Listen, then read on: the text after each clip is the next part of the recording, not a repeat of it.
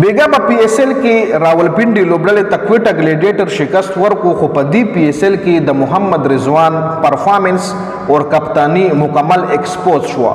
بیګا په میچ کې محمدرضوان غلطیانو باندې هم په دې ویډیو کې ډسکشن کو او د محمدرضوان په پرفارمنس باندې هم یو ډیر غټ کوېسچن مارک. د محمدرضوان د فین فالوورز دا خیالو چې رضوان په دې پی ایس ایل کې ښه پرفارمنس وکړي او د پاکستان ټي 20 ټیم ته به واپسی وشي، خو لبد مرغه غرنګونو شو.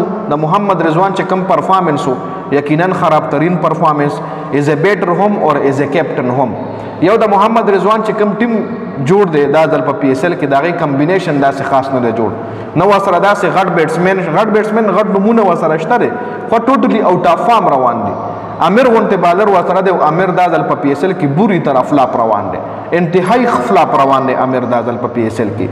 نو په دې وجه باندې د رضوان لوبډله چې کوم دا تقریبا د پی ایس ایل نیکسټ راوند نه بهر شو. 15 میچونه وکړل او 15 واړه د محمدرضوان لوبډلې بایلل. نه پس که 15 بقایا میچز بایلی مو، نو په هغه بقایا میچز باندې محمدرضوان لوبډله د پلی آف سټیج لنشي کوالیفای کېدی. نو راځو مکمل سکور کارت طرف لا بیګا چې کوم میچ شوی دی راولپنډیز ورسس کوئټه گلیډیئٹر، په هغې باندې ډیټیل سره خبره کوو. په سکور کارت باندې به تاسو له خپل اندازه وشي چې کم کلړي خراب پرفارمنس کړی دی او کم کلړي ښه پرفارمنس کړی دی.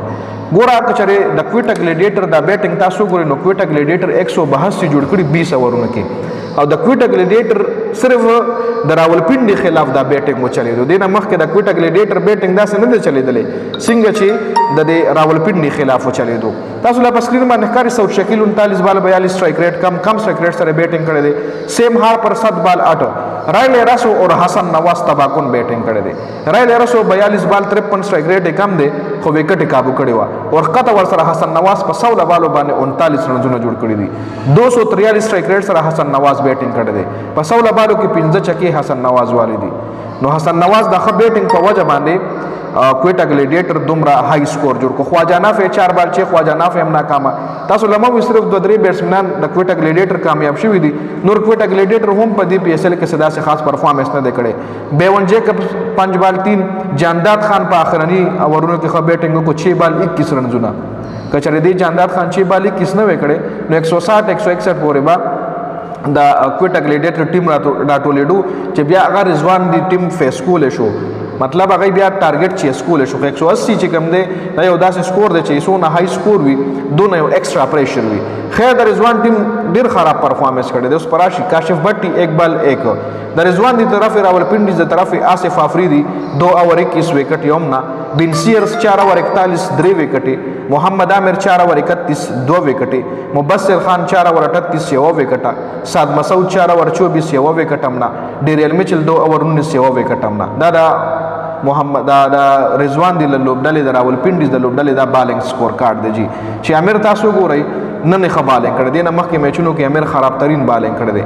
دې نه علاوه نور بن سیرز 10 وکټ 3 وکټ ایشتلی دي خو 10 اکانوي سره بالنګ کړی، 4 اوور کې 41 رنز ورکړي دي.